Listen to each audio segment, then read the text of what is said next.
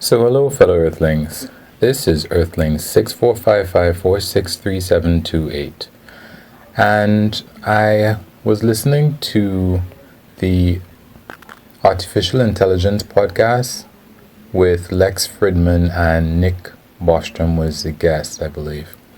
And they were talking about the simulated reality, as in whether or not we might be living in a simulation. There's a certain argument about that, which goes that there are likely to be many simulations built in the future, or in the present, or even in the past, by intelligent life forms. And they're more likely, well, it doesn't say exactly this, but there are many more simulations likely to be built than the number of realities, which is supposed to be just one, at least in a given universe, let's say. So as an intelligent life form that is existing, given the fact that there are likely to be many simulated intelligences in all of these simulated worlds, it's much more likely for an intelligence, such as a human being, to be living in a simulated world than in the real reality. So this basically is a probability idea similar to the doomsday hypothesis, in terms of, we are more likely to be where there's a higher likelihood of us being, for example. Now, I'm just talking about this in broad strokes, but for one thing, every human being already lives in a simulated reality. That's, i.e., what we see, what we feel, what we touch, what we smell, what we sense, and using any of our senses, is a simulation that's created in our brains. We can never really experience reality. And we can just take a second to think about that. For example, we have a specific choice of what frequencies it's not a choice really, but there are an available amount of electromagnetic frequencies that our eyes can be sensitive to. And we don't actually see ultraviolet light, for example. We don't see infrared. We don't see microwaves or gamma rays or X-rays. We see visible light. Well, it's visible to us anyway. Some animals, for example, can't even see color, like dogs. So that's their reality.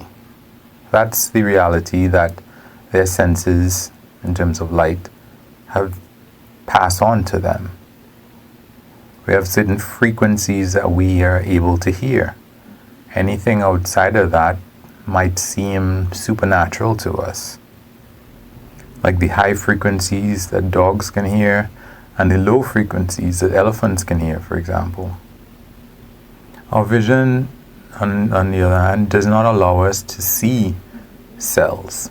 We can only see, up to a certain resolution that is much higher than an actual cell. So for the longest while, we didn't even know that they existed.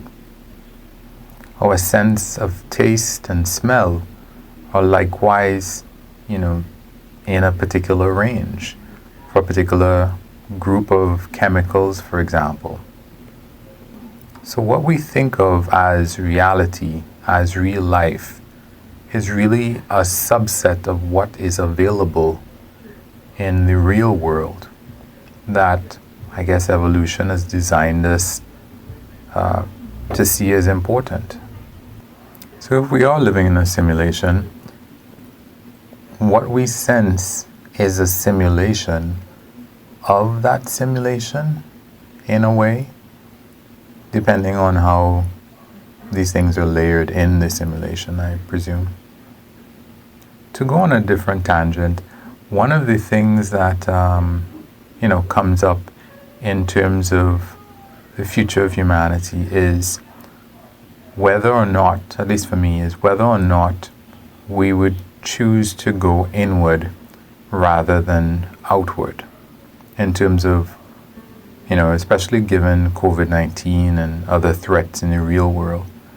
Maybe we might just decide that we want to, eventually, at some point, to just float in a vat, sensory deprivation vat with a haptic suit on, or maybe something that's directly tied into our neurons, and we could just live like in the Matrix. And the question is, that I guess Nick Bostrom and Lex Friedman were talking about, was that would people eventually do that? And, just like older people tend to romanticize the past and how things were better in the past, let's say, and Nick Friedman was thinking, no, I preferred real reality. I think that has a certain je ne sais quoi that I think many people might prefer. And the thing about it, to me, or an important point to me, is we keep choosing to live in a simulated world. And I'm not talking about our brain.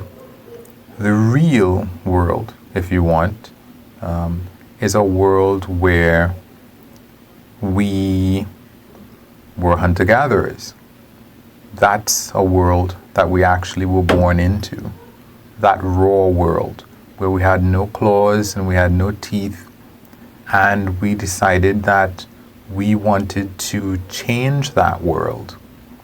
We made weapons, and then we decided to domesticate plants and used farming, etc. And we changed the real world into something that we preferred. And it is very rare to find any kind of reversion from that. All the foods that we eat, they are not the real versions of those foods.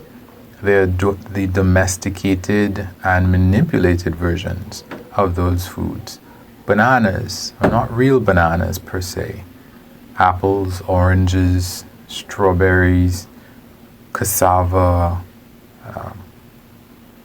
any number of things are what we've turned them into to suit us.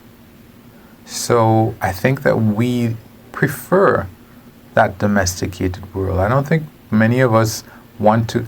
I think from the moment we decided to use tools, we were choosing a simulation. We were choosing not to live in the quote-unquote real world where we didn't have claws and teeth and we couldn't run as fast as the other animals and we wore skins and clothes. That's when we decided to change things and to create a simulation of civilization. Civilization is a simulation of what the real world is. So I think the idea that we'll end up in a vat, of course, even processed food is us bending the world to fit what we want.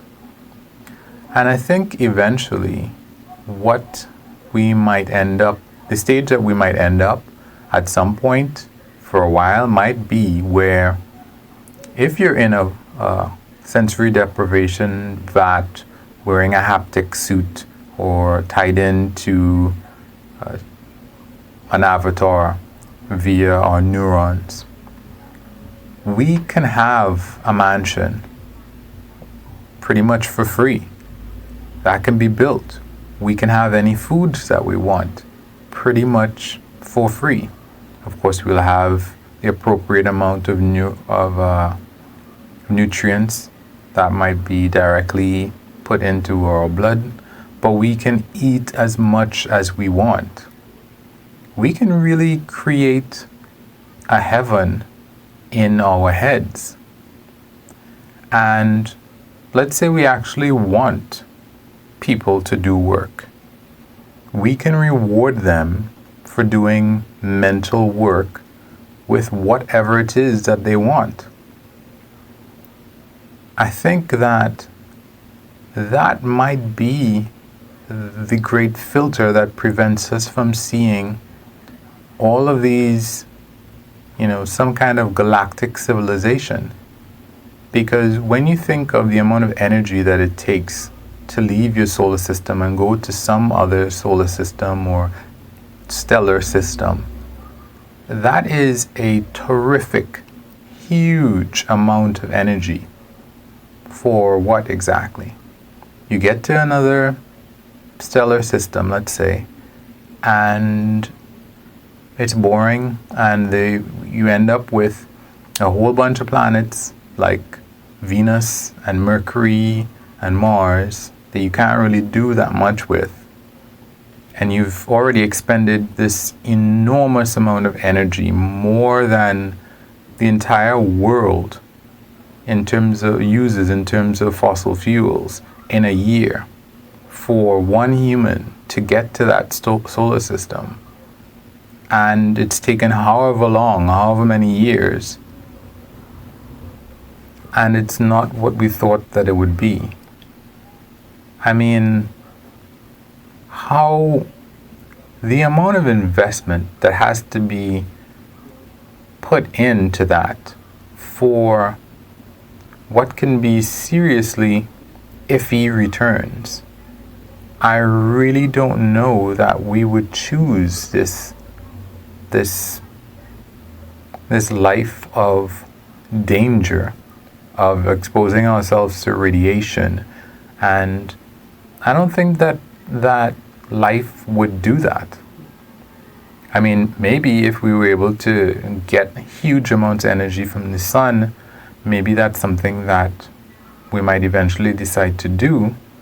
Maybe we might decide to have a colony or, terraform one of the other planets in the solar system. But I don't really see that it's worth it to spend so much energy and time and risk so much trying to get to another, stellar system, when we can do so much in our own solar system, for example. So, yeah, we could be in a simulation already.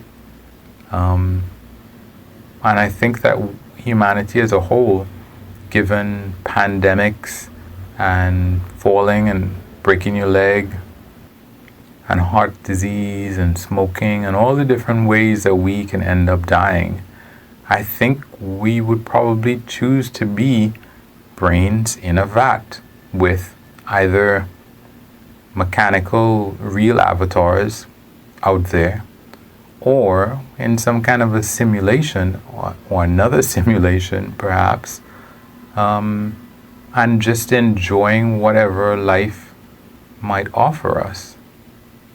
Anyway, guys, thanks for coming with me on this mental journey, and you can wish me lucks. So you can like, L, unlike, U, comment, C, subscribe, S, or share, S. Or of course, you can do nothing. Peace.